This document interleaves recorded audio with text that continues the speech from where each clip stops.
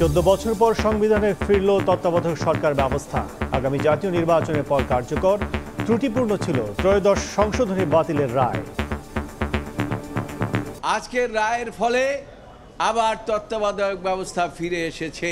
তত্ত্বাবধায়ক সরকার সিস্টেমটাকে বাতিল করে যে রায় দিয়েছিলেন তার রিভিউ করে বাতিল করা হলো। রিভিউ পিটিশন গ্রহণের মাধ্যমে আমাদের সুষ্ঠু নিরপেক্ষ নির্বাচনের পথ সুগম হবে। ত্রয়োদশ সংশোধনের উপরে এটা এখন ফার্স্ট অ্যান্ড ক্লোজ চ্যাপ্টার।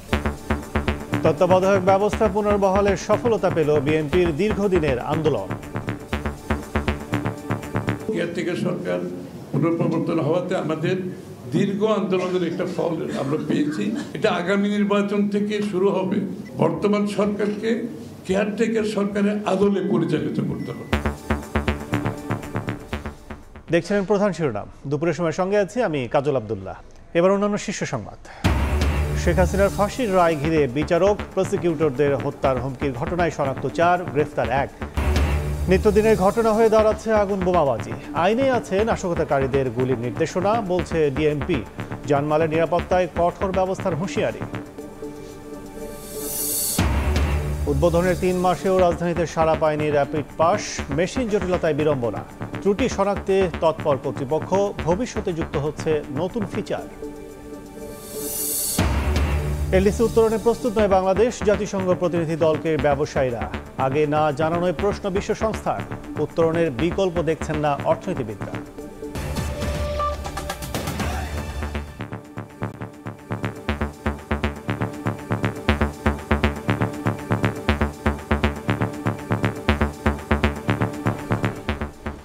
চোদ্দ বছর পর সংবিধানে ফিরল তত্ত্বাবধায়ক সরকার ব্যবস্থা। ত্রয়োদশ সংশোধনী বাতিলের রায় কলঙ্কিত ও ত্রুটিপূর্ণ ছিল বলে পর্যবেক্ষণ দিয়েছেন দেশের সর্বোচ্চ আদালত। চতুর্দশ সংসদ নির্বাচন থেকে এ ব্যবস্থা কার্যকর হবে বলেও রায়ে উল্লেখ করেন আপিল বিভাগ। রায়ে স্বস্তি প্রকাশ করেছেন বিএনপি, জামাত সহ সব পক্ষের আইনজীবীরা। আওয়ামী লীগ সরকারের প্ররোচনায় কলমের এক খোঁচায় তত্ত্বাবধায়ক সরকার ব্যবস্থা বাতিল করে দিয়ে দেশের নির্বাচন ব্যবস্থাকে এক গভীর সংকটে ফেলে দেন সাবেক প্রধান বিচারপতি এবিএম খায়রুল হক। এরপর 3টি বিতর্কিত নির্বাচনে একতরফাভাবে জিতে যায় আওয়ামী লীগ। 5 আগস্ট শেখ হাসিনা সরকার পালিয়ে যাওয়ার পর তত্ত্বাবধায়ক সরকার ফেরাতে আপিল করে বিএনপি, জামাত সহ একাধিক পক্ষ। বৃহস্পতিবার যার রায় দেন প্রধান বিচারপতির নেতৃত্বাধীন 7 সদস্যের আপিল বিভাগ। সর্বসম্মতিক্রমে দেয়া রায়ে তত্ত্বাবধায়ক সরকার ব্যবস্থা পুনর্বহাল করা হয়, যা কার্যকর হবে চতুর্দশ সংসদ নির্বাচন থেকে। পর্যবেক্ষণে সর্বোচ্চ আদালত বলেন, তত্ত্বাবধায়ক বাতিলের পূর্বের রায় ছিল কলঙ্কিত ও ত্রুটিপূর্ণ। এই রায়টি আজকে 7 জন বিচারপতি সর্বসম্মতভাবে দিয়েছেন এবং আমাদের দেশের আইন এবং বিচার এবং সংবিধান মোতাবেক এই রায়টি হবে নির্দলীয় তত্ত্বাবধায়ক সরকার ব্যবস্থা সংক্রান্ত সর্বশেষ সুপ্রিম কোর্টের রায়। তত্ত্বাবধায়ক সরকার সিস্টেমটাকে বাতিল করে যে রায় দিয়েছিলেন তার রিভিউ করে বাতিল করা হলো। নতুন পার্লামেন্টে সংবিধান সংস্কার সভায় যদি এটা গৃহীত হয় তাহলে তত্ত্বাবধায়ক সরকারের ফরম্যাটে আমূল পরিবর্তন আসতে পারে। এটা নির্ভর করবে জুলাই চার্টার গণভোটে অ্যাকসেপ্ট হলো কিনা। অ্যাকসেপ্ট হওয়ার পরে সংবিধান সংস্কার সভা ওই ফরম্যাটটাকে গ্রহণ করলো কিনা। আপিল বিভাগের রায়ে স্বস্তিতে বিএনপি, জামাত সহ সব পক্ষ। আজকের রায়ের ফলে আবার তত্ত্বাবধায়ক ব্যবস্থা ফিরে এসেছে। দেশের মানুষ এতদিন যে ভোট দিতে পারে নাই, তারা এখন ভোট দিতে পারবে। আমরা খুশি যে আজকের রায়ে আদালত আমরা যেই 58C ধারা নজরে এনেছিলাম সেটার উল্লেখ করে বলেছেন যে এই রায় প্রসপেক্টিভলি অর্থাৎ ভবিষ্যৎ থেকে কার্যকর হবে। তত্ত্বাবধায়ক সরকার ব্যবস্থা বাতিলের মাধ্যমে নির্বাচন ব্যবস্থাকে নির্বাসনে পাঠিয়ে দেওয়া হয়েছিল, যার ফলে 3টি নির্বাচন আমাদের বিতর্কিত নির্বাচন হয়েছে, জালিয়াতি নির্বাচন হয়েছে। তো আমরা আশা করি তার অবসান ঘটবে। আমরা ভবিষ্যতে এর মাধ্যমে এই রিভিউ পিটিশন গ্রহণের মাধ্যমে আমাদের সুষ্ঠু নিরপেক্ষ নির্বাচনের পথ সুগম হবে। অ্যাটর্নি জেনারেল বলছেন, দেশের গণতন্ত্র ভোটাধিকার পুনঃপ্রতিষ্ঠায় মাইল ফলক হয়ে থাকবে এই রায়। ওই রায়টা রিভিউয়ের মাধ্যমে যখন এটা রেস্টোর্ড হলো, বাতিল করে দিয়ে গণতন্ত্র তত্ত্বাবধায়ক রেস্টোর্ড হলো রিভিউয়ের মাধ্যমে, এই রিভিউয়ের পরে এই জাজমেন্টের উপর রিভিউ করে হবে না, অন্য কোনো জাজমেন্টে এসে সেটা আলাদা ফাইন্ডিং দেবে। এই সাবজেক্টের উপরে ত্রয়োদশ সংশোধনের উপরে এটা এখন past and close chapter. Second review আমাদের আইনে পারমিট করে না। 1996 সালে সংবিধানের ত্রয়োদশ সংশোধনের মাধ্যমে তত্ত্বাবধায়ক সরকার ব্যবস্থা আনে তৎকালীন বিএনপি সরকার, যার অধীনে হওয়া 3টি নির্বাচন গ্রহণযোগ্যতা পায় দেশে বিদেশে। 2009 সালে ক্ষমতায় এসে আদালতের এক বিতর্কিত রায়ে এই ব্যবস্থা বাতিল করে সংবিধানের 5ম সংশোধনী আনে আওয়ামী লীগ সরকার। আফজার হোসেন, সময় সংবাদ, ঢাকা। তত্ত্বাবধায়ক ব্যবস্থা পুনর্বহালে বিএনপির দীর্ঘদিনের আন্দোলন সফলতা পেল বলে মন্তব্য করেছেন দলটির স্থায়ী কমিটির সদস্য আমির খসরু মাহমুদ চৌধুরী। তিনি বলেন, এ রায় দেশে নতুন দিগন্ত উন্মোচন করবে। বর্তমান অন্তর্বর্তী সরকারেও এই মডেলে নির্বাচন পর্যন্ত দায়িত্ব পালন করারও আহ্বান তার। তত্ত্বাবধায়ক সরকার ব্যবস্থা ফেরানোর দাবিতে দীর্ঘ সময় ধরে মাঠে আন্দোলন করে বিএনপি সহ অন্যান্য দল। অবশেষে আপিল বিভাগের রায়ে ফিরে এলো নিরপেক্ষ নির্বাচন আয়োজনের সরকার ব্যবস্থা। বহুল প্রতীক্ষিত এই রায়ের পর তাৎক্ষণিক প্রতিক্রিয়ায় বিএনপির স্থায়ী কমিটির সদস্য আমির খসরু মাহমুদ চৌধুরী বলেন, তত্ত্বাবধায়ক সরকার পুনর্বহালের রায় বিএনপির দীর্ঘদিনের আন্দোলনের সফলতা, যা দেশে নতুন দিগন্ত উন্মোচন করবে। বৃহস্পতিবার ঢাকা বিশ্ববিদ্যালয়ের কলাভবনের সামনে ফ্রি মেডিকেল ও স্বাস্থ্যসেবা কর্মসূচির উদ্বোধন অনুষ্ঠানে একথা বলেন তিনি।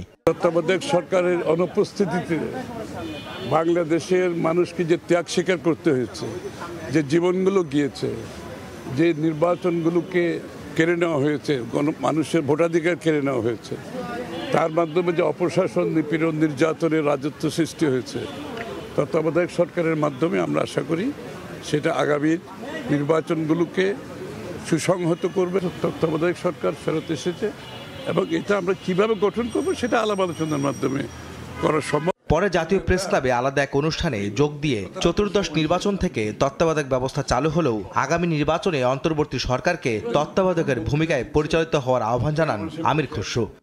সরকার পুনঃপ্রবর্তন হওয়াতে আমাদের দীর্ঘ আন্দোলনের একটা ফল আমরা পেয়েছি। তবে যেহেতু এই নির্বাচনে এটা আগামী নির্বাচন থেকে শুরু হবে কেয়ারটেকারের পুনঃপ্রবর্তনের বিষয়টি, আমি অনুরোধ করব বর্তমান সরকারকে এটা মাথায় রেখে বর্তমান সরকারকে কেয়ারটেকার সরকারের আদলে পরিচালিত করতে হবে। কোনো অনির্বাচিত সরকার নয়, দেশের অচলাবস্থা কাটাতে জনগণের নির্বাচিত সরকার প্রতিষ্ঠা জরুরি বলেও মন্তব্য করেন আমির খসরু মাহমুদ চৌধুরী। জবাবদিহি হতে হবে। আহমেদ সালেহিন, সময় সংবাদ, ঢাকা। আপিল বিভাগের রায় তত্ত্বাবধায়ক সরকার ব্যবস্থা ফিরলেও আগামী নির্বাচন বর্তমান সরকারের অধীনেই চায় বিপ্লবী ওয়ার্কার্স পার্টি। রাজধানীর পুরানা পল্টনে এক সমাবেশে দলটির সাধারণ সম্পাদক বলেন, সাংবিধানিকভাবে তত্ত্বাবধায়ক সরকার ব্যবস্থা ফিরতে আরও 5 বছর লাগবে। তবে নিরপেক্ষ নির্বাচন নিশ্চিতে অন্তর্বর্তী সরকারকে তত্ত্বাবধায়ক সরকারের বৈশিষ্ট্য মেনে কাজ করতে হবে। এ সময় তিনি অভিযোগ করেন, আন্তর্জাতিক দরপত্র ছাড়াই তড়িঘড়ি করে চট্টগ্রাম ও কেরানীগঞ্জে 2টি কন্টেইনার টার্মিনাল বিদেশি কোম্পানির কাছে দেওয়ার চুক্তি সই করেছে সরকার। জাতীয় স্বার্থবিরোধী এসব চুক্তি বর্তমান সরকারের এখতিয়ারের বাইরে বলে মন্তব্য করেন সাইফুল হক। সংক্ষিপ্ত সমাবেশ শেষে বিক্ষোভ মিছিল করে বিপ্লবী ওয়ার্কার্স পার্টি।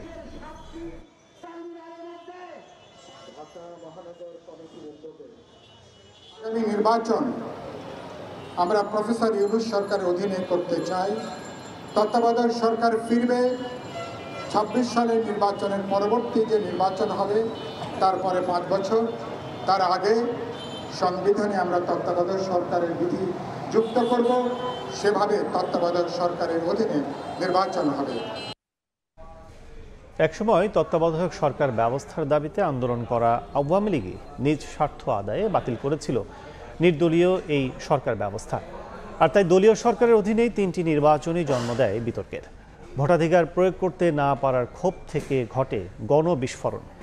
16 বছর পর ছাত্র জনতার গণ অভ্যুত্থানের মুখে পতন ঘটে শেখ হাসিনা সরকারের। তত্ত্বাবধায়ক ব্যবস্থার আদ্যোপান্ত জানব প্রতিবেদনে। 1990 সালে সামরিক শাসক হোসেন মোহাম্মদ এরশাদের পতনের পর টানা 4 নির্বাচন হয়েছে নির্দলীয় সরকারের অধীনে। আর এসব নির্বাচনের মাধ্যমে জনগণের রায়ে পালাবদলের মাধ্যমে সরকারে আসে আওয়ামী লীগ ও বিএনপি।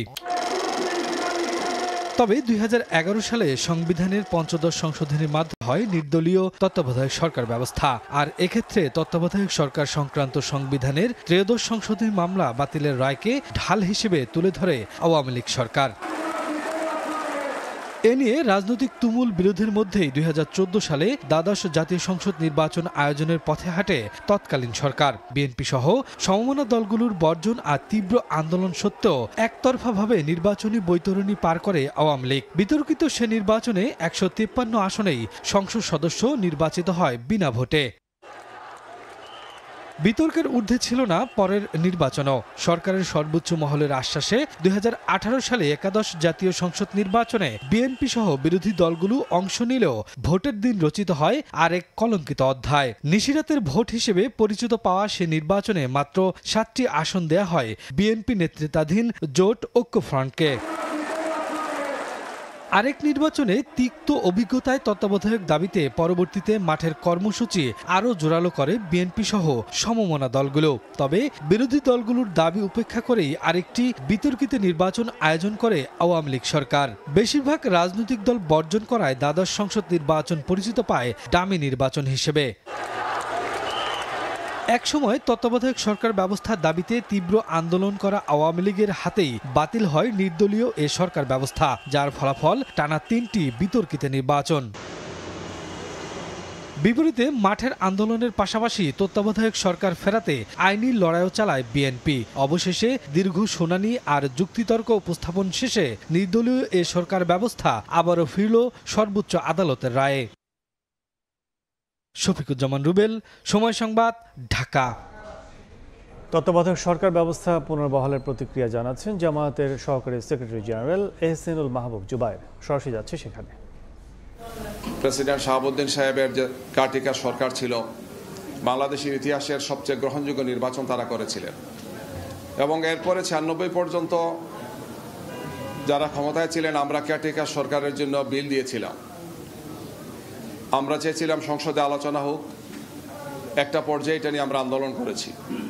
দীর্ঘদিন আন্দোলন হয়েছে, অনেক সময় মাস বৎসর পেরিয়ে আমরা আন্দোলন করেছি। একটি সময় আসে 1996 সালে সেই কেয়ারটেকার সরকার সংবিধানে আসে এবং পরবর্তীতে 91 পরে 1996 এবং 2001 সালে এবং 2008 সালে কেয়ারটেকার সরকার অধীনে নির্বাচন হয়েছে। যদিও 2008-এর নির্বাচনটি নিয়ে কথা আছে, পক্ষপাতদুষ্ট হয়েছে, নির্বাচনে অনেকগুলো মেকানিজম করা হয়েছে, কলাকৌশল সেখানে করা হয়েছে। কিন্তু বাংলাদেশের ইতিহাসে 1991, 1996 এবং 2001 সালের নির্বাচন সবচেয়ে গ্রহণযোগ্য নির্বাচন হয়েছে। জাতীয়ভাবে এবং আন্তর্জাতিক মানদণ্ডে এই 3টি নির্বাচন বাংলাদেশের মানুষের প্রত্যাশার বলা যায় যে সবচেয়ে চমৎকার আকাঙ্ক্ষা সেখানে পূরণ করতে পেরেছেন, গ্রহণযোগ্যতা পেয়েছিল কি। এই কেয়ারটেকার সরকার, হাসিনা সরকার ক্ষমতায় আসার পরে তারা বাতিল করেছেন এবং এরপরে যে 3টি নির্বাচন হয়েছে 2014, 2018 এবং 2024-এর যে 3টি নির্বাচন বাংলাদেশের ইতিহাসের সবচেয়ে কলঙ্কিত 3টি নির্বাচন। এতক্ষণ সরাসরি ছিলাম জামাতের ব্রিফিংয়ে। ব্রিফিং সম্পূর্ণ দেখতে ভিজিট করুন সময় টিভির ফেসবুক পেজে। শেখ হাসিনার রায় ঘিরে ট্রাইব্যুনালে 3 বিচারক ও প্রসিকিউটরদের হত্যার হুমকির ঘটনায় 4 জনকে শনাক্ত করা হয়েছে। এর মধ্যে ভোলা থেকে একজনকে গ্রেফতার করা হয়েছে। হুমকির সঙ্গে জড়িত বেশ কয়েকটি ফেসবুক পেজও শনাক্ত করা হয়েছে বলে জানান তিনি। এদিকে আশুলিয়ার 6 মরদেহ পোড়ানোর মামলায় রাজসাক্ষীকে জেরা করাকে কেন্দ্র করে আসামিপক্ষ ও প্রসিকিউশনের মধ্যে বাকবিতণ্ডা হয়।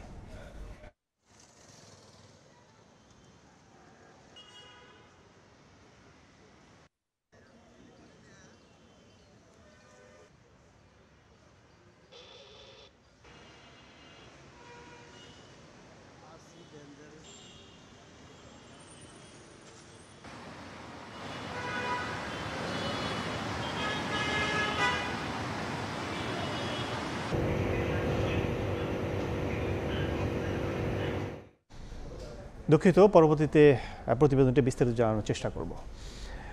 নিত্যদিনের ঘটনা হয়ে দাঁড়াচ্ছে আগুন বোমাবাজি। যারা ককটেল বিস্ফোরণ ও বাসে আগুন দিয়ে নাশকতা করছে তাদের গুলি করার নির্দেশনা পুলিশ আইনেই আছে বলে জানিয়েছেন ডিএমপি কমিশনার শেখ মোহাম্মদ সাজ্জাদ আলী।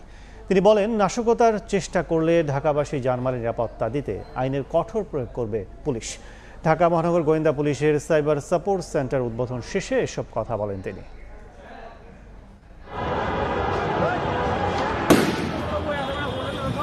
কার্যক্রম নিষিদ্ধ আওয়ামী লীগের লকডাউন ও শাটডাউন কর্মসূচি শেষ হলেও রাজধানীতে থামছে না বাসে অগ্নিসংযোগ ও ককটেল বিস্ফোরণের মতো ঘটনা। বুধবার রাতেও রাজধানীর রামপুরায় বাসে আগুন ধরিয়ে দেয় দুর্বৃত্তরা। পল্লবী থানার সামনে ঘটানো হয় চারটি ককটেল বিস্ফোরণ। এতে আহত হন এক পুলিশ সদস্য। আর্থিক সুরক্ষা এবং মানসিক বাহিনীর সদস্যদের ওপর এমন ককটেল হামলার সমালোচনা করে ডিএমপি কমিশনার বলেছেন, এ ধরনের ঘটনা ঘটতে থাকলে মনোবল হারাতে পারে পুলিশ। আমার অফিসারদের মনোবল যদি ভেঙে যায়, তাহলে আপনাদেরকে আবার এই নিজেদেরকে বাঁশের লাঠি নিয়ে বৃদ্ধ লোককেও রাস্তায় নেমে তার বাড়িঘর এর পাহারা দিতে হবে।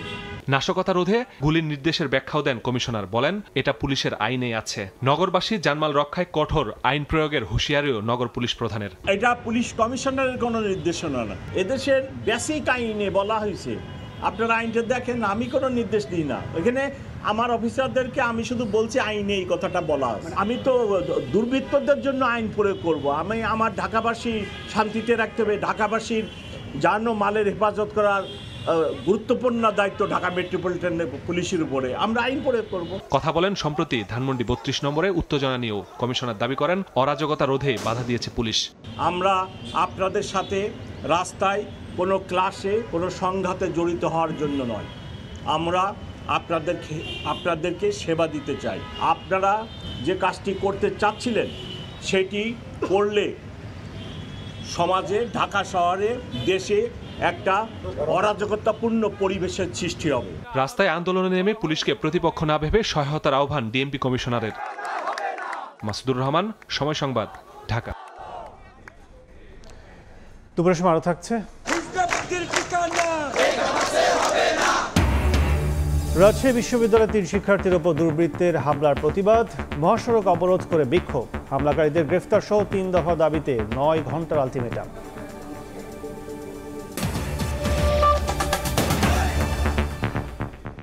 দেশ গড়তে নতুন প্রত্যয় নিয়ে কাজ করছে বিএনপি। শিগগিরই ভবিষ্যৎ পরিকল্পনা তুলে ধরবেন তারেক রহমান।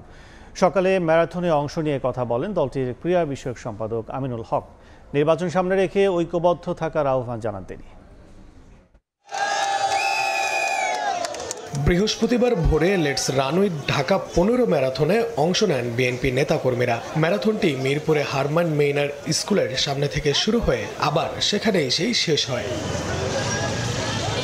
ম্যারাথনে অংশ নিয়ে উচ্ছ্বাস প্রকাশ করেন প্রতিযোগীরা। আলহামদুলিল্লাহ ভালো লাগতেছে। এ ধরনের আয়োজন সবসময় আমাদের রানারদেরকে উৎসাহিত করে, আর এ ধরনের ইভেন্ট যদি প্রতিনিয়ত হইতে থাকে তাহলে আলহামদুলিল্লাহ সবাই একত্রিত থাকতে পারবো। ম্যারাথন দৌড়ের আয়োজন করেছেন, এতে আমরা সকলে সাধারণ জনগণ খুবই উদযাপিত। আমার ফ্রেন্ডের জন্য আমি সেকেন্ড আর আমার ফ্রেন্ড হচ্ছে থার্ড। তাও খুবই ভালো হয়েছে একটা ইভেন্ট। ঢাকার মধ্যে এরকম ইভেন্টগুলো সচরাচর হয় না। ঢাকা 16 আসনের ধানের শেষের প্রার্থী আমিনুল হক বলেন, দেশ গড়তে নতুন প্রত্যয় ও স্বপ্ন নিয়ে কাজ করছে বিএনপি, যা আগামী কয়েকদিনের মধ্যেই তারেক রহমান দেশবাসীর কাছে উপস্থাপন করবেন। আমরা নতুন কিছু প্রত্যয় নিয়ে কাজ করছি, নতুন কিছু স্বপ্ন নিয়ে কাজ করছি, যে স্বপ্নগুলো আগামী কিছুদিনের ভিতরেই ইনশাআল্লাহ আপনাদের সামনে, জাতির সামনে আমাদের মাননীয় ভারপ্রাপ্ত চেয়ারম্যান জনাব তারেক রহমান উপস্থাপন করবেন। ম্যারাথনের আয়োজক ঢাকা 15 আসনের ধানের শেষের প্রার্থী শফিকুল ইসলাম মিল্টন বলেন, তরুণ সমাজকে মাদক থেকে দূরে রাখতেই এমন আয়োজন। নির্বাচনের সামনে রেখে তারেক রহমানের ডাকে সবাইকে ঐক্যবদ্ধ হতে হবে। আমরা আজকে এই ভোরের বেলায় যারা উপস্থিত আমার প্রিয় যুব সমাজরা, আমরা একইভাবে ঐক্যবদ্ধ থাকব। সবার আগে শুধু বিএনপি নেতাকর্মী নয়, বিভিন্ন শ্রেণী পেশার মানুষ এই ম্যারাথনে অংশ নেন। নাইম হাসান, সময় সংবাদ, ঢাকা। শেখ হাসিনার রায় ঘিরে 4 হুমকিদাতাকে শনাক্তের রিপোর্টটি দেখে নেব এবার। জুলাই হত্যাযজ্ঞে শেখ হাসিনার বিরুদ্ধে মানবতাবিরোধী অপরাধের মামলার রায়ের আগের দিন থেকেই একের পর এক হুমকি আসতে থাকে 3 বিচারক, চিফ প্রসিকিউটর সহ অন্য প্রসিকিউটরদের কাছে। রায়ের পর হুমকির কথা জানান চিফ প্রসিকিউটর নিজেই। বলা হয়, ভারতীয় মোবাইল নাম্বার ব্যবহার করে তাদের প্রাণনাশের হুমকি দেওয়া হয়। এই আসামিরা বিচার চলমান থাকা অবস্থায় মামলার সাক্ষী, বিচারক এবং ট্রাইব্যুনালের সাথে সংশ্লিষ্টদেরকে হত্যা করার তাদের বাড়িঘর জ্বালিয়ে দেওয়ার হুমকি দিয়েছিলেন এবং সেই দায়ে কিন্তু আসামি শেখ হাসিনার 6 মাসের কারাদণ্ড হয়েছে। সুতরাং এটা প্রমাণিত আদালতের মাধ্যমে যে তারা হুমকি ধামকি দিয়েছিলেন, কিন্তু বাংলাদেশের জনগণ, এই প্রশাসন, এই বিচারের সাথে সম্পৃক্ত কেউই এই হুমকিতে ভয় পাননি। অভিযোগ তদন্ত নামে প্রসিকিউশনের বিশেষ তদন্ত কর্মকর্তা তথ্য প্রযুক্তি ব্যবহার করে হুমকির সঙ্গে জড়িত 4 জনকে শনাক্ত করা হয়। এর মধ্যে ভোলা থেকে একজনকে গ্রেফতার করা হয়েছে বলে জানান তদন্ত কর্মকর্তা। তারা খুব কনফিডেন্স ছিল, দৃঢ় বিশ্বাস ছিল তাদেরকে আসলে শনাক্ত করা যাবে না, কিন্তু আইন শৃঙ্খলা বাহিনী প্রযুক্তির মাধ্যমে তাদেরকে নির্ণয় করা গিয়েছে। মিলিয়ন ফলোয়ারের পেজের অ্যাডমিন সে ইতিমধ্যে আমাদের এই সরকারকে চ্যালেঞ্জ করে অনেক রকমের পেজ যেগুলো আমরা আসলে শনাক্ত করতে পারি না, এরিয়া দেখা যাচ্ছে দেশের বাইরে, আসলে সে বাংলাদেশ থেকে বসে এটা চালনা করছিল। প্রসিকিউটর ও বিচারপতিদের হুমকির সঙ্গে জড়িত বেশ কয়েকটি ফেসবুক পেজ ও ব্যক্তিকেও শনাক্ত করে আইনের আওতায় আনার চেষ্টা চলছে বলে জানান তিনি। তারা বিদেশি নাম্বার ব্যবহার করছে, লোকাল কোনো বাংলাদেশি নাম্বার ব্যবহার করছে না, এবং বিভিন্ন রকমের প্লে স্টোরে আপনার ফ্রি কিছু নাম্বার পাওয়া যায়, স্প্যাম নাম্বার, সেই নাম্বার থেকে তারা বিদেশি সেজে আমাদেরকে হুমকি দিচ্ছিল। তো পরবর্তীতে আইপিডিআর টাওয়ার ডাম প্রযুক্তি মাধ্যমে আমরা এই টোটাল গ্রুপটির মধ্যে মূল যিনি অ্যাডমিন তাকে আমরা শনাক্ত করতে সক্ষম হয়েছি। ব্যাপারটা এখন আইনি প্রক্রিয়া আছে। এদিকে আশুলিয়ায় 6 মরদেহ পোড়ানোর মামলায় রাজসাক্ষী আফজালুলের জেরাকে কেন্দ্র করে ট্রাইব্যুনালে আসামিপক্ষ ও প্রসিকিউশনের মধ্যে বাকবিতণ্ডা হয়। উত্তপ্ত বাক্য বিনিময়ে বিচার কাজ বন্ধ ছিল প্রায় 1 ঘন্টা। আফজাল হোসেন, সময় সংবাদ, ঢাকা। পতিত আওয়ামী লীগ আরেকটি 1-11 তৈরির পাঁয়তারা করছে বলে অভিযোগ করেছেন গণ অধিকার পরিষদের সাধারণ সম্পাদক রাশেদ খান। সকালে জাতীয় প্রেস ক্লাবে এক্স ফোর্সেস অ্যাসোসিয়েশনের নির্বাচনে সুষ্ঠু ভোট নিশ্চিতে সশস্ত্র বাহিনীর ভূমিকা শীর্ষক এক সেমিনারে কথা জানান তিনি। এ সময় তিনি বলেন, দেশের জনগণ নির্বাচনের জন্য মুখিয়ে থাকলেও বর্তমান সরকার এখনও নির্বাচনের পরিবেশ তৈরিতে মনোযোগী হয়নি। একটি স্বার্থান্বেষী মহল নির্বাচন বিলম্বিত করতে চায় উল্লেখ করে রাশেদ খান বলেন, নির্বাচন যথাসময়ে অনুষ্ঠিত না হলে আবারও ফ্যাসিবাদ ফিরে আসার পথ পাবে। একটা সেরা নির্বাচন জাতিকে উপহার দেওয়ার জন্য যে ধরনের সেরা পরিবেশ তৈরি করা দরকার ছিল সেটি আমরা লক্ষ্য করছি না। পুলিশ এখনো পর্যন্ত ঠিকমতো ফাংশন করছে না। আওয়ামী লীগ মনে করে যে বাংলাদেশে যদি নির্বাচন হয়ে যায় তাহলে তো বাংলাদেশ একটি স্বাভাবিক পথে চলতে শুরু করবে। সেক্ষেত্রে তারা চায় নির্বাচনকে বানচাল করে আরেকটি 1-11 সৃষ্টি করতে। কিন্তু আমরা যারা সচেতন, যারা রাজনীতি করি, তারা কোনোভাবেই আওয়ামী লীগ বাংলাদেশে আবার 1-11-এর মাধ্যমে ফিরে আসুক সেটি আমরা কোনোভাবেই প্রত্যাশা করি না। আর এই জন্য আমাদের সবাইকে আগামী ফেব্রুয়ারি মাসে নির্বাচন আদায় করে নিতে হবে। ডায়মন্ড ওয়ার্ল্ডের এমডি দিলীপ কুমার আগারওয়ালের সম্পদের খোঁজে একাধিক দফতরে চিঠি পাঠিয়েছে দুর্নীতি দমন কমিশন দুদক। তার বিরুদ্ধে 755 কোটি টাকার সন্দেহজনক লেনদেনের তদন্ত করছে সংস্থাটি। গত 8 অক্টোবর দিলীপ কুমার আগারওয়ালের বিরুদ্ধে 112 কোটি টাকার অবৈধ সম্পদ ও 755 কোটি টাকার সন্দেহজনক লেনদেনের অভিযোগে মামলা করে দুদক। তদন্ত পর্যায়ে অর্থ পাচার করে কলকাতা ও অস্ট্রেলিয়ার 6টি জুয়েলারি শোরুমের তথ্যপত্র সংগ্রহের উদ্যোগ নিয়েছে তদন্তকারী কর্মকর্তা। অভিযোগে বলা হয়েছে, চাচা পান্না আগারওয়ালের হাত ধরে চুয়াডাঙ্গা থেকে ঢাকায় এসে 2 দশকের ব্যবধানে ধনকুবের বনে যান দিলীপ। আওয়ামী লীগ সরকারের আমলেও দিলীপের বিরুদ্ধে 3 দফা অনুসন্ধান করলেও প্রতিবারই দায় মুক্তির সনদ পেয়েছিলেন তিনি। 9 ঘন্টার মধ্যে আসামিদের গ্রেফতার সহ 3 দফা দাবি জানিয়ে আন্দোলন স্থগিত করেছেন রাজশাহী বিশ্ববিদ্যালয়ের শিক্ষার্থীরা। দাবি পূরণ না হলে একযোগে সড়ক ও রেলপথ অবরোধের হুঁশিয়ারি দিয়েছেন তারা। 3 শিক্ষার্থীর ওপর হামলার অভিযোগে মহাসড়ক অবরোধ করে বিক্ষোভ করেন শিক্ষার্থীরা। দুপুরে ফিরেন্স বিভাগের শিক্ষার্থীরা কাজলা গেটে জড়ো হন। পরে ঢাকা রাজশাহী মহাসড়ক অবরোধ করলে বন্ধ হয়ে যায় যান চলাচল।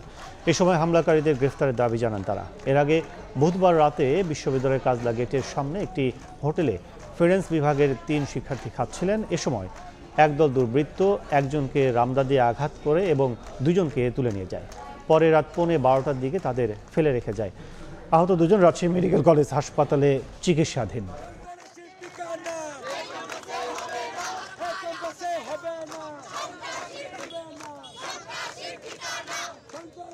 বিশ্ববিদ্যালয় প্রশাসন এখনো পর্যন্ত এবং এই যে আমাদের সাথে এখনো কোনো যোগাযোগ করে নাই। আজকের মধ্যে আমরা এখানে এর বিচার চাই, সুষ্ঠু বিচার চাই। প্রশাসন, পুলিশ সহ আশপাশে যারা দায়িত্বরত আছে তাদের প্রতি আমাদের প্রশ্ন যে তারা কেন আমাদের ভাইকে বাঁচাতে আসলো না, আজকে আমাদের ভাই মেডিকেলে কেন? এখানে রাকসুরও কেউ জড়িত না, এখানে ছাত্র শিবিরেরও কেউ জড়িত না, অযথা এই ব্যাপারগুলো প্রচার করা হয়। মানে মূল সমস্যাটাকে বাইরে গিয়ে ওরা জলঘোলা করার চেষ্টা করে, এই চেষ্টাটা আমরা এগুলো ধিক্কার জানাই। উদ্বোধনের 3 মাস পেরিয়ে গেলেও প্রচারের অভাবে রাজধানীতে আশানুরূপ সাড়া পাচ্ছে না র্যাপিড পাস। যাত্রীদের অভিযোগ, তাৎক্ষণিকভাবে কার্ডের তথ্য রিড করতে পারছে না পাঞ্চ মেশিন, এতে পড়তে হচ্ছে বিড়ম্বনায়। ডিটিসিএ বলছে যাত্রী সুবিধার কথা মাথায় রেখে বেশ কিছু নতুন ফিচার যুক্ত করা হবে র্যাপিড পাসে। নুরুল আলম নয়ন ও আশরাফুল ইসলামের তোলা ছবিতে রিপোর্ট করছেন সাইফুল রুদ্র। হাতিরঝিলে 1.5 ঘন্টা অপেক্ষার পর 16টি গাড়িতে মাত্র 4 জন যাত্রীর দেখা পেয়েছি আমরা, যারা র্যাপিড পাস ব্যবহার করে ভাড়া পরিশোধ করেন। র্যাপিড পাস ব্যবহারে অনীহার কারণ হিসেবে সাধারণ যাত্রীরা জানান মিশ্র প্রতিক্রিয়া। রয়েছে সঠিকভাবে পাঞ্চ মেশিন কাজ না করার অভিযোগও। লাইনে দাঁড়ানো লাগে না টিকিট কাটার জন্য, কার্ডটা পাঞ্চ করার পরে আমি গাড়িতে উঠে গেলাম। টিকিট নেওয়ার জটিলতা থেকে একটু মুক্তি পাবে মানুষ। আমার স্টুডেন্ট আইডি কার্ড আছে, সো স্টুডেন্টদের জন্য 15 টাকায় কাটা যায়। ডেবিট কার্ডে নাই, ডেবিট কার্ডে 20 টাকায় কাটা লাগে। SMS দিলে ডেফিনেটলি ভালো হবে। মেশিনটা রিচ করতে গেলে অনেক সময় মেশিনটা ধরে না, তো তখন একটু ধাক্কি হয়। মেশিনগুলো যে ডিটিএস থেকে যেখানে দেখাইছে তাদের মারফতে কেনা। যাত্রীর অভিযোগ অনুযায়ী কার্ড পাঞ্চে জটিলতা ও মেশিনের দুর্বলতার প্রমাণও মিলল হাতে নাতেই। রাজুকের ঠিকাদারি প্রতিষ্ঠান HR ট্রান্সপোর্ট এজেন্সির কর্মী জানান, উদ্বোধনের পর থেকে গেল 3 মাসে চক্রাকার বাসে কার্ড ব্যবহারকারীর সংখ্যা খুব একটা বাড়েনি। 5টা-7টা পার ডে যাচ্ছে। আর একটু এটা তো প্রচারের উপরে, প্রচার যত হবে তত সেল হবে। আরো 2-4টা পরিবহনে থাকলে সেই ক্ষেত্রে হয়তো এটা বেশি দেখা যেত। আপাতত BRTCর 10টি বাস ও হাতিরঝিল চক্রাকার বাসে র্যাপিড পাস ব্যবহার করা যাচ্ছে, তবে ওয়াটার বাসে এই সেবা বন্ধ আছে। গ্রাহকের সব অভিযোগ আমলে নিয়ে ত্রুটি শনাক্তে দ্রুত ব্যবস্থা নেওয়ার কথা জানায় ঢাকা পরিবহন সমন্বয় কর্তৃপক্ষ DTCA। ব্যাপকভাবে চালু করতে হলে এই যে ডিভাইস কানেক্টিভিটির একটা ব্যাপার রয়ে গেছে, ততদিন কিন্তু আপনাকে এটা একটু ব্যয়বহুল এবং দ্রুত ব্যাপক সম্প্রসারণের পথে বাধা আছে। বাসও তো রেডি নাই যে সেখানে স্থাপন করব। র্যাপিড পাসে আসলে হাফ ভাড়া এইটা করতে গেলে এইটা ইটস ভেরি ডিফিকাল্ট। স্টেশন হিসেবে ভাড়া না কেটে কিলোমিটার হিসেবে ভাড়া আদায়ের কথা বলছেন যাত্রীরা। সেই সঙ্গে ভাড়া পরিশোধের টোকেন ও রিচার্জের প্রমাণ হিসেবে চেয়েছেন SMS নোটিফিকেশন। সাইফুল রুদ্র, সময় সংবাদ, ঢাকা। স্বল্পোন্নত দেশের তালিকা এলডিসি থেকে উত্তরণের জন্য প্রস্তুত নয় বাংলাদেশ। এবার জাতিসংঘের প্রতিনিধি দলকে সরাসরি জানালেন ব্যবসায়ীরা। এই জন্য মসৃণ উত্তরণ কৌশল STS বাস্তবায়নে সরকারের সমন্বয়হীনতাকে দায়ী করেছেন তারা। 5 থেকে 6 বছর সময় বাড়ানোর ব্যাখ্যা শুনে প্রস্তুতি না থাকার বিষয়টি আরও আগে কেন জানানো হয়নি সেই প্রশ্ন তুলেছে জাতিসংঘ। MS আরেফিনের report. আর 1 বছর পর স্বল্পোন্নত দেশের তালিকা থেকে বের হবে বাংলাদেশ। যদিও দীর্ঘদিন ধরেই এলডিসি উত্তরণ পিছিয়ে দেওয়ার পক্ষে যুক্তি তুলে ধরে আসছে শীর্ষস্থানীয় ব্যবসায়ী সংগঠনগুলো।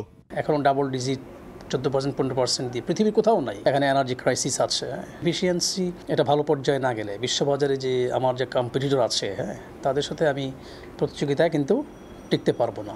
জাতিসংঘের অর্থনৈতিক ও সামাজিক কাউন্সিল ইকোসকের উন্নয়ন নীতিমালা বিষয়ক কমিটি CDPর পর্যালোচনায় 2018 ও 2021 সালে 2 দফায় এলডিসি উত্তরণের সব শর্ত পূরণ করে এগিয়ে রয়েছে বাংলাদেশ। এই অবস্থার মধ্যেই এলডিসি উত্তরণে বাংলাদেশের প্রস্তুতির খবর জানতে গেল 10 নভেম্বর ঢাকায় আসে জাতিসংঘের প্রতিনিধি দল। 4 দিনের সফরের প্রথম দিনেই ব্যবসায়ী নেতাদের সঙ্গে বৈঠকে বসেন তারা, যেখানে ব্যবসায়ীদের পক্ষ থেকে জানানো হয় মসৃণ উত্তরণ কৌশল STS বাস্তবায়নে সরকারি সহযোগিতায় ঘাটতি রয়েছে। মার্কিন বাড়তি শুল্ক চাপের মধ্যে অন্য দেশ থেকে অগ্রাধিকারমূলক বাণিজ্য সুবিধা হারালে বিপদে পড়বে বাংলাদেশ। জাতিসংঘের এই দলটার কাছে আহ্বান জানিয়েছি যে আমাদেরকে 5-6 বছরের একটা এক্সটেনশন দেওয়া হোক, কারণ আমাদের যে স্মুথ ট্রানজিশনের জন্য আমাদের পোর্ট যেভাবে রেডি থাকা দরকার, নেক্সট স্টেজে ল্যান্ডিং করার পরে আমাদেরকে যদি GSP প্লাস আমাদের ইউরোপের সবচেয়ে বড় মার্কেট সেটা যদি আমরা পাই, সেখানে আমাদের ব্যাকওয়ার্ড লিঙ্কেজ অনেক বেশি স্ট্রং করতে হবে। তো সেখানে আমাদের ইউটিলিটি লাইনই নাই, আমাদের SEZ-গুলো একদমই রেডি না। ব্যবসায়ীদের এমন অবস্থানে প্রস্তুতির ঘাটতির বিষয়ে কেন আগেই জানায়নি বাংলাদেশ, সে বিষয়ে জাতিসংঘ প্রশ্ন তুলেছে বলেও জানান বৈঠকে উপস্থিত থাকা এই ব্যবসায়ী নেতা। তারাও আমাদের গ্র্যাজুয়েশনের এই পর্যায়টা নিয়ে একটু আশ্চর্য যে এতগুলো সুযোগ থাকার পরও আমরা আগে কেন এই গ্র্যাজুয়েশনটা ডিফার করার ব্যাপারে অ্যাপ্লিকেশন করি নাই। তবে আগামী বছরই উত্তরণ চান অর্থনীতিবিদরা। তাদের যুক্তি, উত্তরণের ফলে উজ্জ্বল হবে বাংলাদেশের ভাবমূর্তি, যা শ্রমবাজার সম্প্রসারণ সহ তৈরি পোশাক নির্ভর রপ্তানি বাজারে বহুমুখী পণ্যের হিস্যা বাড়াতে ভূমিকা রাখবে বলে মনে করেন তারা। বাংলাদেশের সমস্ত সূচক এত নাজুক অবস্থা যে বাংলাদেশের মর্যাদাটা বৃদ্ধি করা এখন এই মুহূর্তে দরকার। এলডিসি গ্রাজুয়েশন হইলে আপনার অর্থনীতি বাধ্য হবে সে বহুমুখীকরণ করতে। আগামী চ্যালেঞ্জ মোকাবিলায় শিল্পের নিরবচ্ছিন্ন জ্বালানি সরবরাহ, ব্যাংক ঋণের সুদহার কমানোর মতো নীতি সহায়তা বাড়ানোর তাগিদ সংশ্লিষ্টদের। বৈদেশিক যে শ্রমবাজার রয়েছে সেই শ্রমবাজারকে আমি সম্প্রসারণ করি। MS আরিফিন, সময় সংবাদ, ঢাকা। ব্রাজিলের জলবায়ু সম্মেলনের শেষ পর্যায়ে ক্ষতিপূরণ সহ নানা সুবিধা আদায়ে তৎপর বাংলাদেশ সহ ক্ষতিগ্রস্ত দেশগুলো। তবে যুক্তরাষ্ট্রের অনুপস্থিতিতে জলবায়ু তহবিল গঠন সহ এবারের সম্মেলনের অগ্রগতি হতাশাজনক বলে জানিয়েছেন জলবায়ু কর্মী ও বিশেষজ্ঞরা। ব্রাজিলের বেলেমে চলমান কপ সম্মেলন থেকে প্রসূন আশিসের রিপোর্ট। বিশ্ব জলবায়ু সম্মেলনের পর্দা নামতে আর মাত্র দুদিন বাকি। এ অবস্থায় প্রতিটি অধিবেশনেই এখন প্রত্যাশা ও প্রাপ্তির হিসাব কষছে জলবায়ু পরিবর্তনের প্রভাবে ক্ষতিগ্রস্ত দেশগুলো। গত 10 দিনের আলোচনার প্রধান লক্ষ্য ছিল প্যারিস চুক্তির বাস্তবায়নে কার্যকর পদক্ষেপ নেওয়া। এক্ষেত্রে বৈশ্বিক উষ্ণতা 2 ডিগ্রি সেলসিয়াসের নিচে নামিয়ে আনা, জলবায়ু বান্ধব কৃষি ব্যবস্থা, স্বল্পোন্নত ও ক্ষতিগ্রস্ত দেশগুলোকে বন্যা, জলোচ্ছ্বাস সহ প্রাকৃতিক দুর্যোগ থেকে রক্ষার পাশাপাশি সহায়তার উপায় খুঁজে বের করার বিষয়টি আলোচনায় গুরুত্ব পাচ্ছে। এদিকে অন্যান্য দেশের মতো বাংলাদেশ প্যাভিলিয়নও তৎপর। বিশেষ করে অ্যাডাপ্টেশন প্রক্রিয়ায় বরাদ্দ বাড়ানোর পাশাপাশি লস অ্যান্ড ড্যামেজে অর্থায়ন পেতে উন্নত দেশগুলোর প্রতি চাপ সৃষ্টিতে কিভাবে কার্যকর ভূমিকা রাখা যায় তা নিয়ে সাইড ইভেন্টে চলছে আলোচনা পর্যালোচনা। এদিকে জলবায়ু অর্থায়ন সহ এবারের সম্মেলনের গুরুত্বপূর্ণ বিষয়গুলো নিয়ে মুটিরাও ঘোষণা এলে তা স্বল্পোন্নত দেশগুলোর জন্য ইতিবাচক বার্তা দেবে বলে মনে করেন বিশেষজ্ঞরা। 1 নম্বর হচ্ছে ফাইন্যান্স, যেটা প্যারিস ক্লাইমেট এগ্রিমেন্টের 9(1)-এ আছে, এটা নাম্বার 1। নাম্বার 2 হচ্ছে বাইনিয়াল যে মিটিং, সেটা যাতে প্রপারলি হয় এবং সেটা যাতে ট্রান্সপারেন্টলি হয়, সেটা একটা উনি অ্যাড্রেস করবেন। উনি জাস্ট ট্রানজিশনকে অ্যাড্রেস করছেন। এর বাইরেও টোটাল পলিটিক্যাল প্যাকেজ সবগুলো বিষয়কেই ওনারা খুব চমৎকার করে অ্যাড্রেস করেছেন। আমরা আমাদের নিজস্ব অর্থায়নে প্রতি বছর $2 বিলিয়ন ইউজ করছি, যেটা আমরা লস অ্যান্ড ড্যামেজ ফান্ড থেকে শুরু করে সব ক্ষেত্রে আমরা খরচ করে থাকি, যেটার আনুমানিক বাজেট হচ্ছে $12 বিলিয়ন। সো সেক্ষেত্রে এটা প্রচণ্ডভাবেই আমরা বলতে পারি যে এটা খুবই স্বল্প একটি বাজেট যেটা আমরা স্পেন্ড করছি। ওদের সামনে এটা আমরা তুলে ধরার চেষ্টা করেছি। তবে কপ সম্মেলন থেকে যুক্তরাষ্ট্র নিজেদেরকে সরিয়ে নেয় জলবায়ু তহবিল গঠন সহ এবারের সম্মেলনের অগ্রগতি হতাশাজনক বলে জানিয়েছেন জলবায়ু বিশেষজ্ঞরা। তাদের মতে বাংলাদেশ সহ ক্ষতিগ্রস্ত দেশগুলোর সুবিধা আদায়ে কপ সম্মেলনে অংশ নিলেই চলবে না। ক্লাইমেট ফান্ডিং সহ প্রতিটি এজেন্ডায় নিয়মিত ফলো আপের পরামর্শ তাদের। যেহেতু ইউএস উইথড্র করেছে, ফলে একটা ফান্ডিং মেকানিজমে বড় ধরনের একটা বিপর্যয় তৈরি হয়েছে। ফলে কী ধরনের ফান্ড আসবে, আপনি লস অ্যান্ড ড্যামেজ ফান্ড কোথা থেকে পাবেন, কিভাবে পাবেন, এটা কিন্তু ডিটারমাইন্ড না। বিশ্ব জলবায়ু সম্মেলনের আর মাত্র দুদিন বাকি থাকতে বিশ্বের স্বল্পোন্নত এবং ক্ষতিগ্রস্ত দেশগুলো হিসেব করছে এই সম্মেলন থেকে কি পাবে আর কি পাবে না। সেক্ষেত্রে বাংলাদেশ গুরুত্ব দিচ্ছে ঝড়, জলোচ্ছ্বাস, বন্যা সহ প্রাকৃতিক দুর্যোগ মোকাবিলায় লস অ্যান্ড ড্যামেজের ক্ষেত্রে কি ধরনের অর্থায়ন পাওয়া যেতে পারে। ব্রাজিলের বেলেম থেকে প্রসূন আশিস, সময় সংবাদ। পুনর্খনন করা সিলেটের কৈলাসটিলা 1 গ্যাস কূপ থেকে প্রায় 50 লাখ ঘনফুট গ্যাস পাওয়া গেছে। বিস্তারিত জানাতে এই মুহূর্তে সিলেটে আছেন সহকর্মী ইকরামুল কবির, সরাসরি যাচ্ছে তার কাছে। আমি এই মুহূর্তে আছি সিলেটের গোলাপগঞ্জ উপজেলার কৈলাসটিলা 1 নম্বর কূপ ক্ষেত্রে। আমার পিছনেই যেই কার্যক্রম দেখা যাচ্ছে সেটা হচ্ছে কি একেবারে কূপের যে পাইপগুলো ভিতরে ঢুকে সেই পাইপগুলোই দেখা যাচ্ছে এবং সেগুলো কার্যক্রম প্রায় শেষ পর্যায়ে, কূপ খননের যে কার্যক্রম শেষ পর্যায়ে। এখন যে প্রক্রিয়াটি চলছে সেই প্রক্রিয়াটি হচ্ছে জাতীয় সঞ্চালন লাইনে গ্যাস সরবরাহের প্রক্রিয়া। এই পর্যন্ত এই কূপ সহ সিলেট গ্যাস ফিল্ড কোম্পানির 17টি কূপ হবে এবং ইতিমধ্যে 16টি কূপ থেকে প্রায় 13,70,00,000 ঘনফুট গ্যাস জাতীয় সঞ্চালন লাইনে সংযোজন করা হয়েছে। এখান থেকে যদি 50 লাখ ঘনফুট গ্যাস জাতীয় সঞ্চালন লাইনে সরবরাহ করা হয়, তাতে করে 14,20,00,000 ঘনফুট গ্যাস জাতীয় সঞ্চালন লাইনে সরবরাহ করবে Sylhet gas field company Bapex. এই কূপটি খনন কাজ শুরু করে আগস্ট মাস থেকে। এর আগে এই কূপটির বেশ বড় একটি ইতিহাস আছে।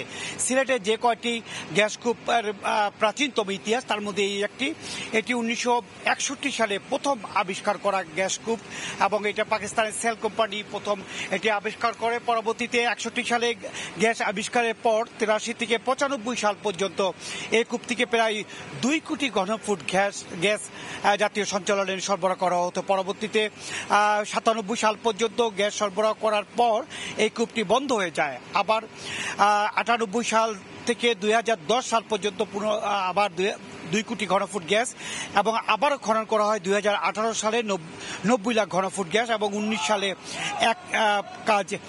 এই কূপটি বন্ধ হয়ে যায়। পরবর্তীতে এই কূপটি আবার খননের উদ্যোগ নেওয়া হয়। চলতি বছরের 12 আগস্ট থেকে পুনরায় খননের উদ্যোগ নেওয়া হয় এবং তাতে খরচ টাকার মতন খরচ হচ্ছে এই কূপটি খননের ফলে এবং 2242 ফুট গভীরে গ্যাস পাওয়া যাচ্ছে এবং এই কূপে প্রায় 1600 TCF গ্যাস সরবরাহ আছে, এমনটি আমাদেরকে জানিয়েছে এই গ্যাস ফিল্ড কোম্পানির কর্তৃপক্ষ। মোটামুটি বলা যায় এখন থেকে প্রায় 24 ঘন্টার মধ্যেই এই কূপ থেকে প্রায় 50 লক্ষ ঘনফুট গ্যাস জাতীয় সঞ্চালন লাইনে সরবরাহ করা হবে। মোটামুটি এই ছিল কৈলাসনীর 1 নম্বর কূপ থেকে যে জাতীয় সঞ্চালন লাইনে গ্যাস সরবরাহ করা প্রক্রিয়া চলছে তার সবশেষ খবর।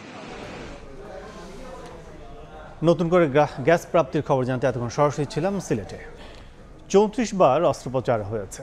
ভেন্টিলেশনের ছিল 8 দিন। দীর্ঘ 4 মাসের চিকিৎসা শেষে সুস্থ হয়ে বাবা মার কাছে ফিরল মাইলস্টোন বিমান দুর্ঘটনায় আহত আরিয়ান আফিফ। বিশেষজ্ঞ চিকিৎসকদের পরামর্শ ও দীর্ঘ প্রক্রিয়া শেষে সুস্থ হয়েছে আরিয়ান। যতদিন পুরোপুরি সুস্থ না হবে ততদিন ফলো আপ করা হবে বলে জানান চিকিৎসকরা।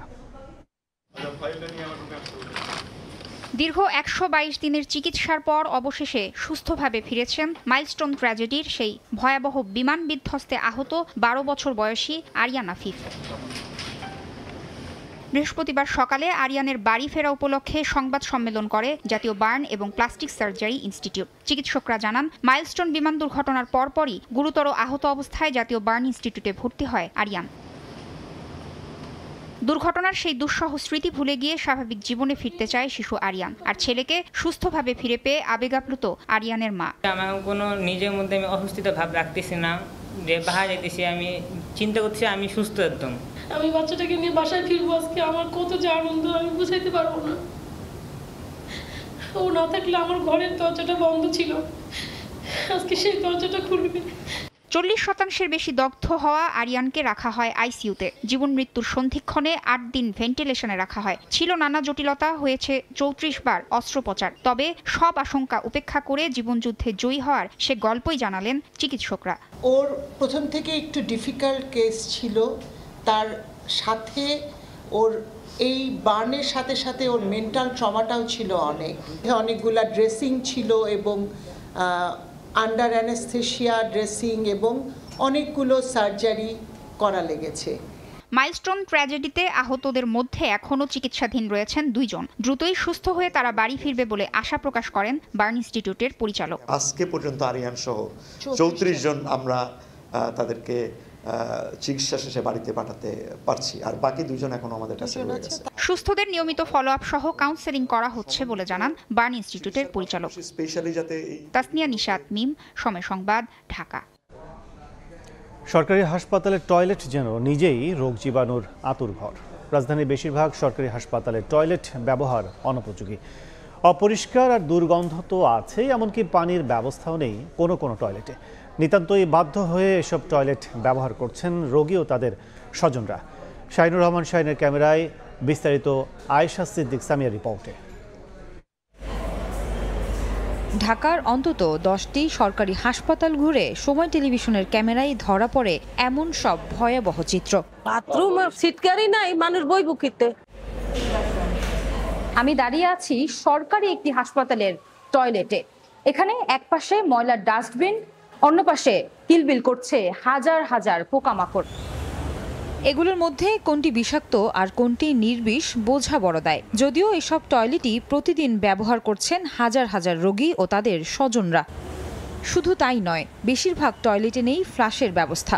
কোনোটার দেয়ালে ফ্লোরে লেগে আছে মলমূত্র, হাত ধোয়ার জায়গায় দৌড়ে বেড়াচ্ছে তেলাপোকা। টয়লেটের মেঝে, কলের হাতল, লাইটের সুইচ, এমনকি দরজায় জমে আছে ময়লার স্তূপ।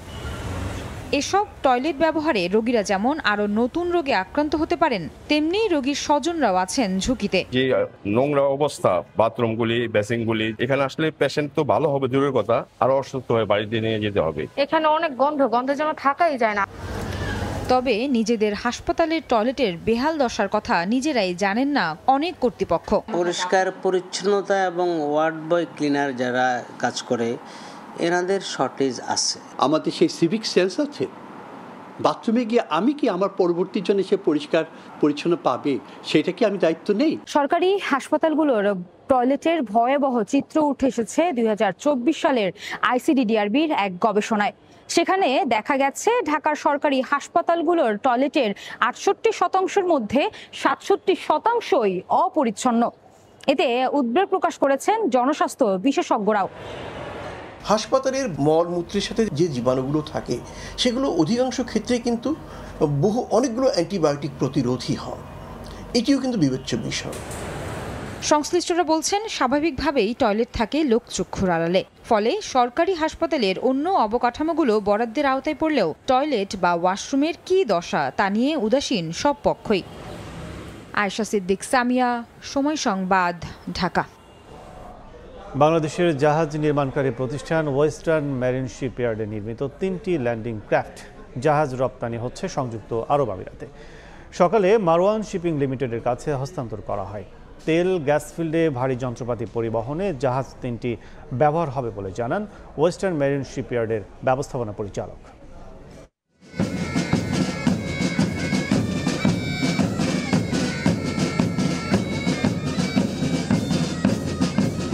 দেশের রপ্তানিমুখী জাহাজ নির্মাণকারী প্রতিষ্ঠান ওয়েস্টার্ন মেরিন শিপইয়ার্ডের নির্মিত 3টি ল্যান্ডিং ক্রাফট জাহাজ মায়া, এমি, মুনা হস্তান্তর করা হলো সংযুক্ত আরব আমিরাতের কাছে। সংযুক্ত আরব আমিরাতের প্রতিষ্ঠান মারওয়ান শিপিং লিমিটেডের কাছে বৃহস্পতিবার সকালে চট্টগ্রামের কর্ণফুলী নদীতে জাহাজ হস্তান্তর অনুষ্ঠানের আয়োজন করা হয়। জাহাজ 3টি আরব আমিরাতে বন্দর থেকে তেল ও গ্যাস ফিল্ডে ভারী যন্ত্রপাতি পরিবহনে ব্যবহৃত হবে। আগামীতে আরো বড় জাহাজ তৈরি করে বিভিন্ন দেশে রপ্তানি করা সম্ভব হবে বলে আশা প্রকাশ করেন বাণিজ্য মন্ত্রণালয়ের অতিরিক্ত সচিব। যে ধরনের টেকনোলজি নিয়ে আমাদের দেশের বিজ্ঞানীরা কাজ করছেন, আমাদের পরবর্তী প্রজন্ম বিদেশে শিক্ষা নিয়ে বাংলাদেশের ব্যবসায় যুক্ত হচ্ছেন, আমরা অবশ্যই আশাবাদী সামনের দিনে এর চেয়ে বহুগুণ বড় শিপ আমরা তৈরি করতে পারব। এমন উদ্যোগে দুই দেশের মধ্যে বাণিজ্যিক সম্পর্কে নতুন দিগন্তের পথ তৈরি করবে বলে মনে করেন আরব আমিরাতের রাষ্ট্রদূত। I would love to see more and more of this project in the future, inshallah. Finally, I would like to extend my gratitude to the all engineer, to the all officials, crews, and all dedicated people that have made this project a reality. এ পর্যন্ত প্রতিষ্ঠানটি 11টি দেশে 36টি জাহাজ রপ্তানি করেছে, যার বাজার মূল্য 138 million মার্কিন ডলারেরও বেশি। পার্থপ্রতিম বিশ্বাস, সময় সংবাদ, চট্টগ্রাম। এদিকে টেস্ট খেলার সেঞ্চুরি ম্যাচে ব্যাট হাতেও সেঞ্চুরি করলেন মুশফিকুর রহিম। মাইল ফলকের ম্যাচে ক্যারিয়ারে 13তম শতক হাঁকালেন পকেট ডায়নামো। মুমিনুল হকের সঙ্গে দেশের যৌথ সর্বোচ্চ টেস্ট সেঞ্চুরির মালিক এখন মুশি। এ সেঞ্চুরিতে ইতিহাস গড়েছেন তিনি আরও একটা। গর্ডন গ্রেনিস, জাভেদ মিয়াদাদ, ইনজামামুল হক, রিকি পন্টিংয়ের মতো কিংবদন্তিদের পাশে বসেছেন লাল সবুজের মিস্টার ক্রিকেট। বিশ্বের একাদশ ব্যাটার হিসেবে নিজের 100তম টেস্ট সেঞ্চুরির দেখা পেলেন মুশফিক।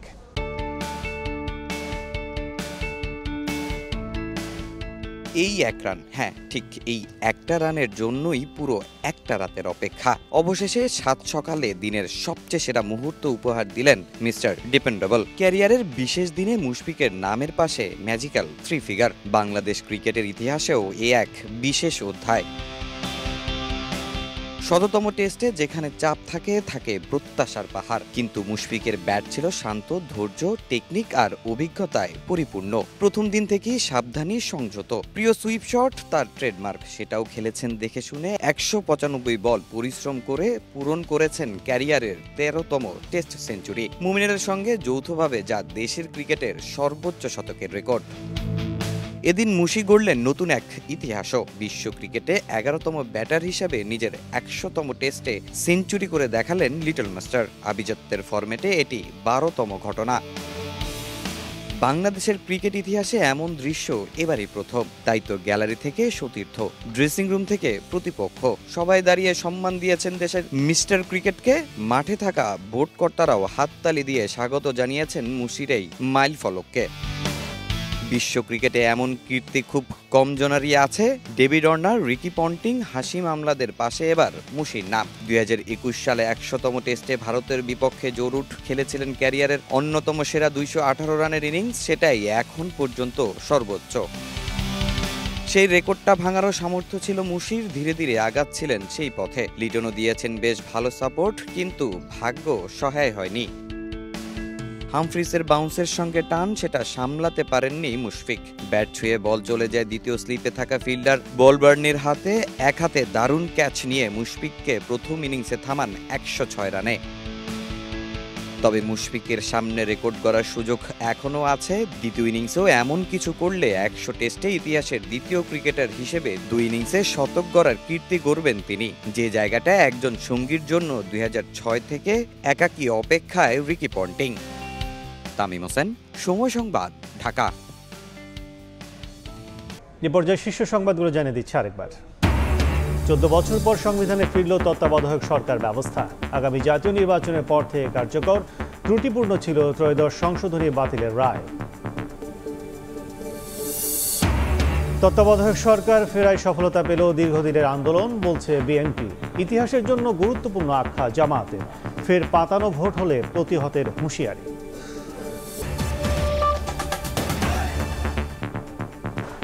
এই ছিল দুপুরের সময়। এরপর বিকেল 3টার সময় সংবাদ নিয়ে সঙ্গে থাকবেন আলিশা ইসলাম। ধন্যবাদ কাজল। বিকেল 3টার সময় সংবাদ নিয়ে আসছি কিছুক্ষণ পর। সঙ্গে থাকুন সময়।